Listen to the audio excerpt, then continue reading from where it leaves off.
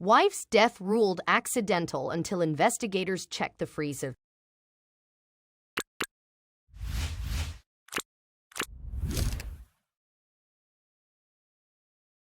Jason Harris is a 47-year-old Michigan man who got himself under everyone's radar, even his own family, after his wife, the 36-year-old Christina Ann Thompson Harris, died of sudden death after she was perfectly healthy with no signs of disease whatsoever.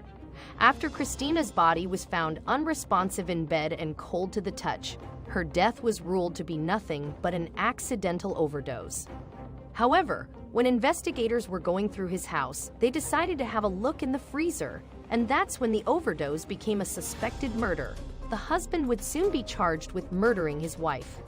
According to the suspected murderer, Jason Harris, he had prepared a bowl of cereal for his wife one evening when he noticed that she was having difficulty holding onto her spoon as she tried to eat her cereals, something that never happened before. Jason then helped his wife to bed. After he made sure she was all warm and comfy, he went to sleep too, according to the Click on Detroit report. The next day, Jason left for work with their 2 children while Christina was still sleeping.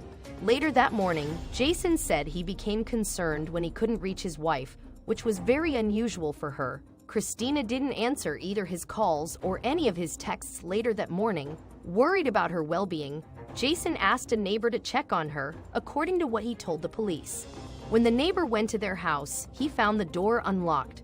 When he went inside, he couldn't find any sight of Christina until he got to the couple's bedroom. That's where he discovered Christina unresponsive and cold to the touch. Another neighbor, who happened to be a registered nurse, was then called over to check on Christina. When the nurse got there, she recognized that the young woman was dead with no pulse. After they made their realization, the neighbors immediately called 911. MLive reported. Initially, Christina's cause of death was ruled an accidental overdose after a blood sample tested positive for opiates. But her family wasn't buying that version.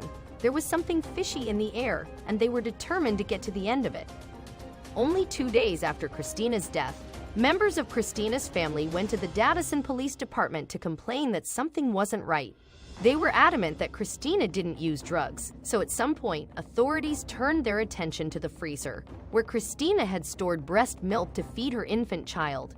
Samples of Christina's breast milk from multiple months were tested, and all of them came back negative for any trace of controlled substances, which proved her adamant family right. Christina was no drug user, and her blood samples were either tampered with or she was poisoned. There's more to the story. Her false overdose wasn't the only thing that was raising a few eyebrows. According to police officials, Jason Harris' siblings told the police that Jason had made statements more than once about getting rid of his wife. Could this mean that he finally got his wish done? What made the situation all the more suspicious and put Jason under the radar? Harris moved another woman, his lover apparently, into the family home barely 2 weeks after his wife's death. Moreover, he even cashed in on $120,000 in life insurance benefits from his wife's death. The Davison police investigated the case for almost 2 years with no tangible results before the Michigan State Police decided to take over. Eventually, the Genesee County Medical Examiner changed the cause of death from accidental to homicide, which allowed police and prosecutors to go on and pursue a murder charge against Jason Harris, the prime suspect. In addition to all of the evidence already stacked against Jason, the trial testimony revealed that the suspect had written many communications with several women via emails and text messages, including sending pictures to them before and after his wife's death. Jason even bought an airline ticket to visit one of the women he was in contact with in Rhode Island, barely 9 days after his wife's death. The planned visit came after the two of them exchanged thousands of text messages beforehand, according to what authorities said. But what tops everything is probably the fact that he actually paid a real hitman to take his wife's life. That is, before he decided to take matters into his own hands. After many years following Christina's tragic passing, Jason Harris was finally found guilty of killing his wife. The investigations were finally able to determine that he had laced her bowl of cereal with a lethal dose of heroin.